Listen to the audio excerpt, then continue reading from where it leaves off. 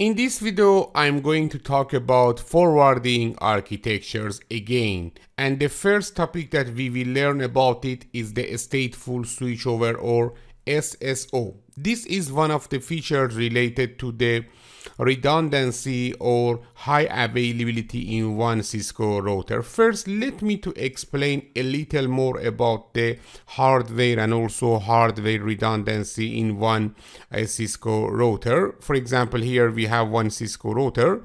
You know that routers designed for high availability, or HA, okay, include hardware redundancy such as dual power supplies or dual root processors. Look at here.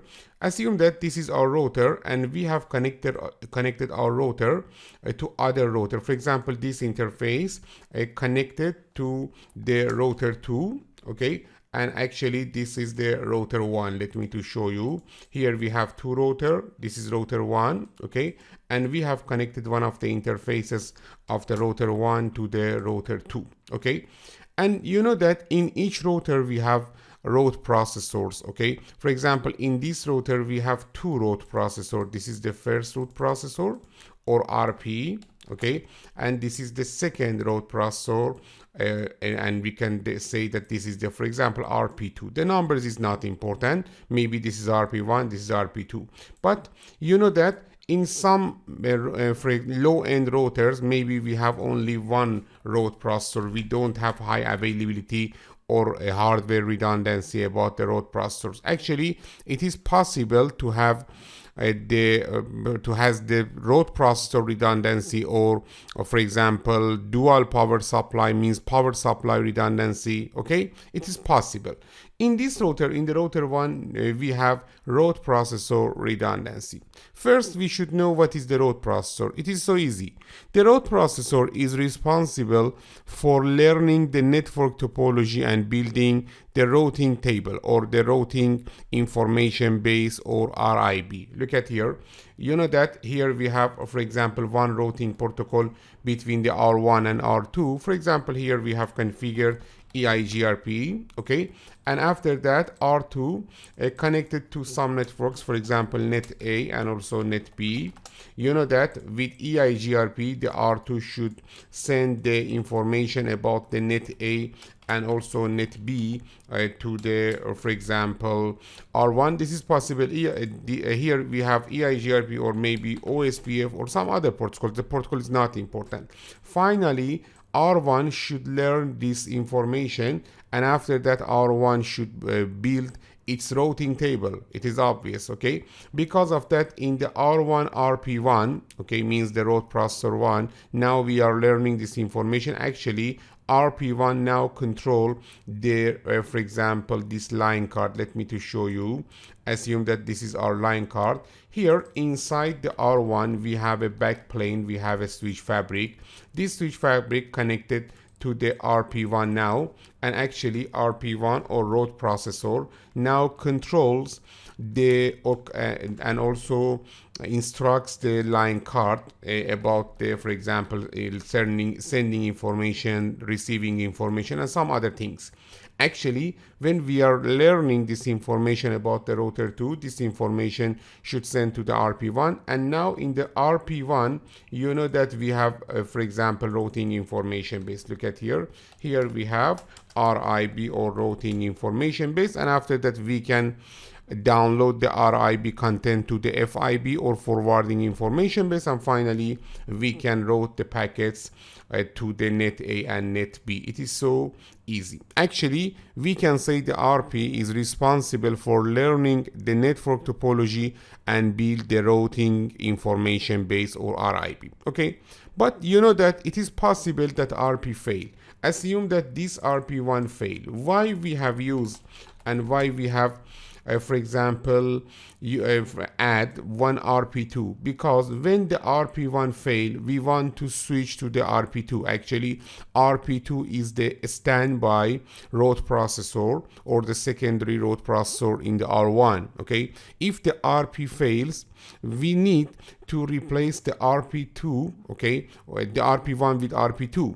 And you know that after the RP1 fail, we should give the control of the line cards to the RP2. Assume that now we have this we don't have this connectivity, and we want to establish the new connectivity between for example, RP2 and also the line card. Okay, assume that we have connectivity before the fail. The RP1 controlled the line cards, and now after the fail we want to RP2 control the line card. Yes, it is possible, but you know that we need some time for example, going to the RP2 about the for example, root processor. Actually, in this time we will experience some problems. Why?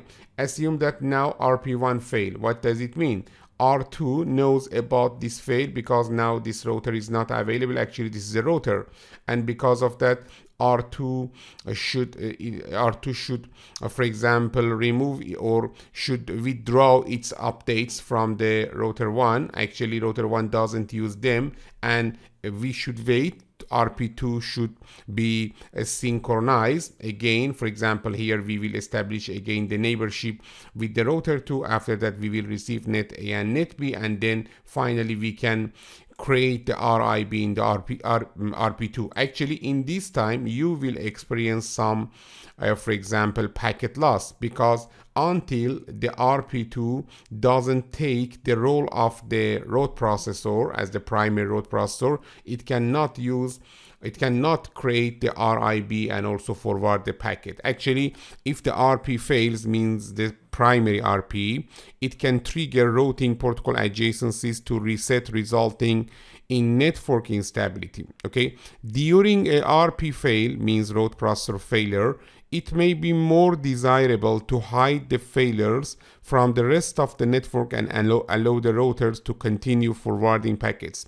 Means when the RP1 fail and RP2 is trying to be the primary RP, okay, it is so desired that, for example, preventing the packet loss and continue the forwarding of packet. Okay, and because of that, we need some mechanism. Okay, with this mechanism, during a RP failure, it is more desirable to hide the failure from the rest of the network and allow the router to continue forwarding packets using the previously programmed safe table, okay, entries, rather than drop packets and wait for the secondary router processor to rebuild the forwarding table and reestablish adjacencies. And this is the function of the SSO, or a stateful switchover.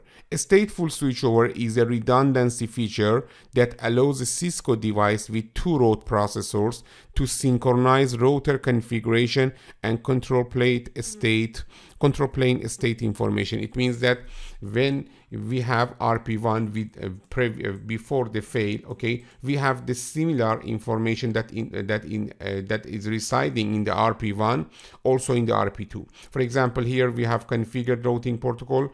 Automatically it should synchronize with the RP2, and because of that, now we have exactly same RIB or routing information base, okay, and also FIB, means safe table, in the RP2. What does it mean? When the RP1 fail, we can replace the RP1 by RP2 immediately when we have a stateful switchover.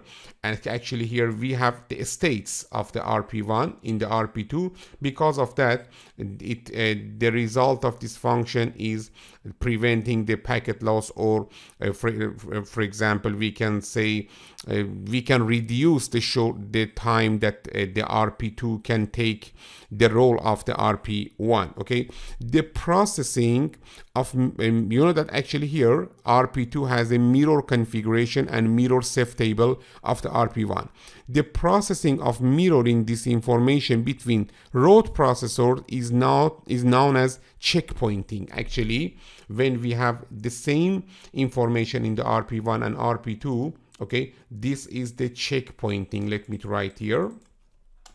it means that we have the same information in the RP1 and also in the RP to include the safe table. Okay, a stateful switchover enables routers will always checkpoint line card operation and also layer 2 protocol states. Okay, in a triggered failure event, the standby